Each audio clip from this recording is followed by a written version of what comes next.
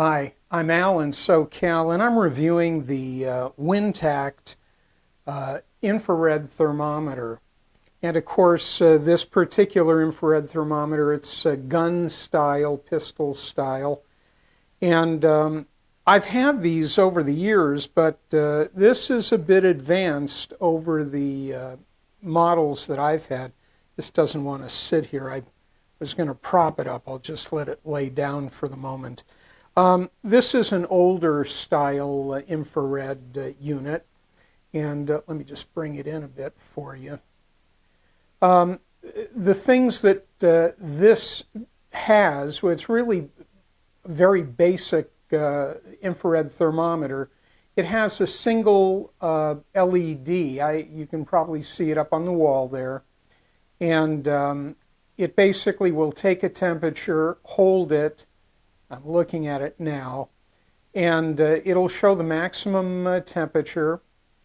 It's a monochrome display. It's not a color display. So this is the older style, and of course you can go from centigrade to Fahrenheit. But along comes the new generation of infrared guns.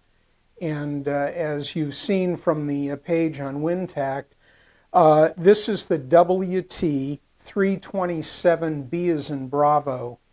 So that tells me there's an A model. I did a little looking, and yes, I found the A model.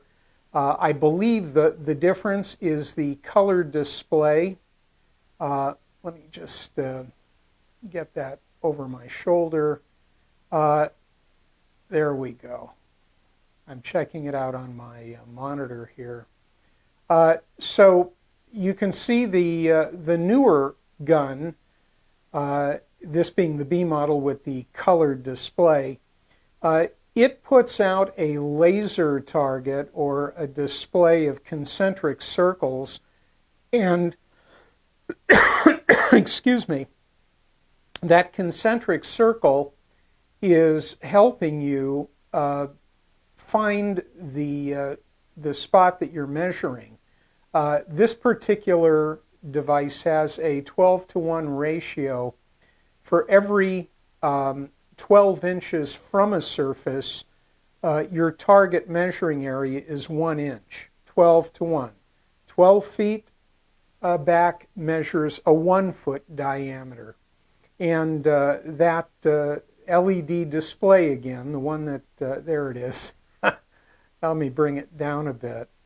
I was using the monitor on my camera back there. I've got a 7-incher at the front of my review desk, and it helps me quite a bit. So that targeting has been refined, I guess, over the years. And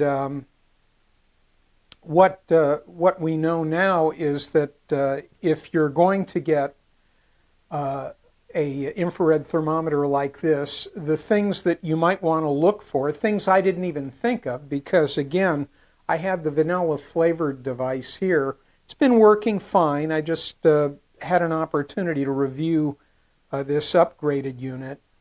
I realized when I looked across the board at other Amazon offerings and even offline at stores, these thermometers are running anywhere from $20 to $30, like this one, in a more advanced design. $30, $35 gets you the color display and the various mode switch options. I don't think you're going to be able to see this, but I'll try again. There's a mode switch. There is a mode switch right here, and it allows you to set the unit to, well, I wrote it down. You can set it for holding the minimum or the maximum temperatures. It will take an ambient temperature reading. In other words, your environment, the environmental temperature, the ambient temperature, and then the emissivity ratio, or not ratio, but emissivity referring to how a surface reflects or emits radiation, heat. And I think they're using 1.0 as being the optimal black surface for measuring that surface and getting a true reading. And then as surfaces or materials are more or less reflective of heat, you can then adjust this particular device, and it's again in the mode switch. I found it here earlier. It's right after ambient temperature, EMS, and then you can use the two buttons here, the left button for centigrade Fahrenheit or the laser target. And let me see if I can again bring that in. You can adjust the EMS value depending on the material. Well, I'm sorry. Let me get this back up again. It's on 0.91, and so it's not 0.86. So point being, it's got a lot of features that the earlier models didn't have. As far as recommending it, I think for $30 it's a reasonably good value. I looked at the big box stores. If their warranty on their units is equivalent to this unit, knowing that they're much more expensive, I would say that this becomes a good value because the price is right, and typically if this has got a 1-year warranty, you're good to go. This was at $31. There is one other item I saw on Amazon that had a bit more information available in the display area. Looked a little better. It was at $39. And when I do my reviews, I always look at the bottom of the page. Forgot to zoom out. I always look at the bottom of the Amazon page and look for comparatives, similar items, etc. That's the easiest way for me to tell if or where I am as far as pricing, and is it a good value, is it a not so good value.